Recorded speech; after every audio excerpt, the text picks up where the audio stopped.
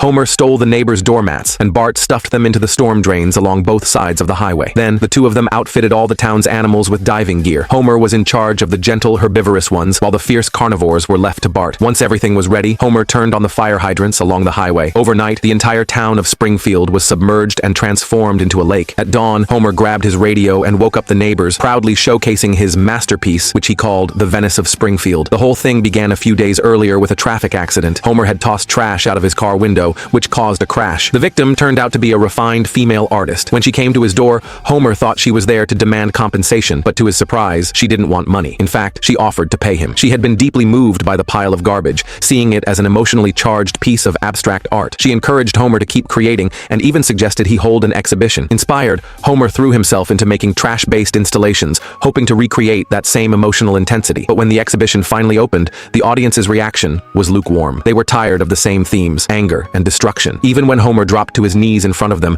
no one seemed interested. Perplexed, Homer was taken by Marge to visit several art exhibitions. One of them featured the canals of Venice, and it sparked an idea in him. Determined to reclaim his artistic glory, Homer devised an unprecedented piece of performance art. He would flood Springfield and turn it into a water city. To everyone's surprise, the plan worked. Thanks to the advanced diving equipment, all the town's animals were unharmed, and the residents were granted a surprise holiday for Water City Day. Even Ned Flanders praised the creativity of the event. Seeing people paddling through the streets on canoes and surfing on the waves, even Marge couldn't help but nod in approval. "You really are a talented artist, Homer,"